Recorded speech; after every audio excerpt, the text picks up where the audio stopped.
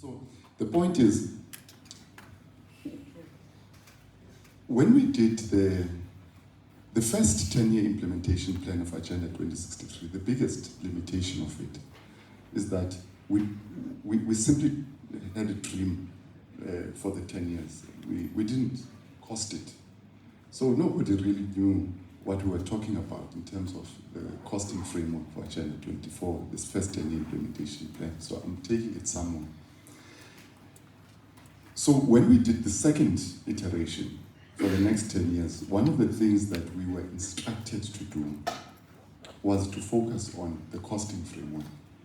What is it going to cost Africa to implement this thing? So we worked with Padi University to do a foresighting and scenario planning exercise. And we landed up on two pathways. The first pathway looked at the as-is model. And the second one projected that if we are going to meet the second 10-year implementation plan, what would it require additionally for us to invest? So there are two numbers that are coming on stream. The first number is 5.6 trillion in the as-is pathway, as we are currently proceeding. And if we currently proceed that way, we are not going to meet these things. The second one is 9 trillion, and that is if we invest in a way that is going to allow us to meet the second 10 implementation plan.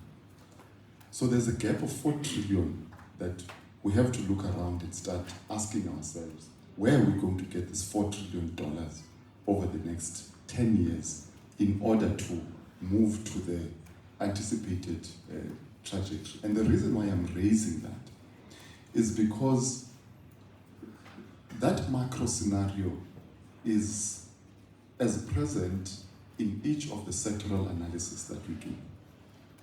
So if you speak about the health sector, the development aspirations that we have or the outcomes that we've projected for ourselves, at the current level of investment that we're making, we're simply not going to meet them. Maybe our analysis has not gone down to the extent of interrogating what does each sector need in reality. But the first question the first element of the answer is the financing question that confronts Africa. And it links to a statement that you said a little bit earlier on, the extent to which we engage with the global community in how financing of African priorities is undertaken, and that the money flows in to address global priorities and not what we define within the context of what we want to achieve. It's something that we need to shift.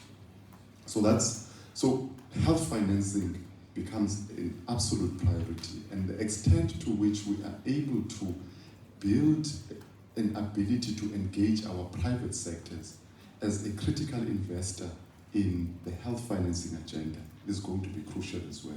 But I say that with tongue-in-cheek because we also have an embedded limitation in the private sector, which is underdevelopment of our private sectors, particularly in the healthcare sector. That's why you find that you have this situation where we are sending people to other continents for healthcare.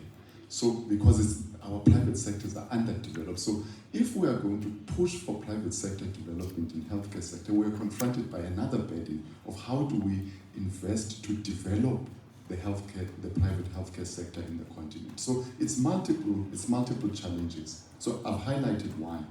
But overall, from our perspective as AUDA-NEPAD, our sense is that what we need to do is what the chair of APET said, is really to look at the ecosystem in its totality and ask ourselves, how do we enable the development of the ecosystem? And I'm not going to dwell into each one of them, but there are about 6 or 7 things that we have identified which are absolutely crucial. One has been mentioned, is healthcare infrastructure in the continent. 2 is the human capital element. I mentioned it in my opening remarks. We have to invest in the right human capital priorities to have our people, to keep our people that we already have in the healthcare sector, and to develop new talent around the healthcare sector. That is number 2. Number 3, linked to that is an inclusive agenda that integrates women and youth into our healthcare strategies in the continent. Number 4 is the policy and legislative environment. We have to invest in that. 5 is the question of science diplomacy, with a particular focus on how do we engage in South-South cooperation and collaboration, such that the work that we do with the rest of the world in science, technology, and innovation has got contextual relevance to the African situation and to the developing context. The 6th and the 7th is what I've already mentioned, which is the financing landscape, particularly the issue of private sector and how do we integrate them into how we conceptualize our pathways going forward.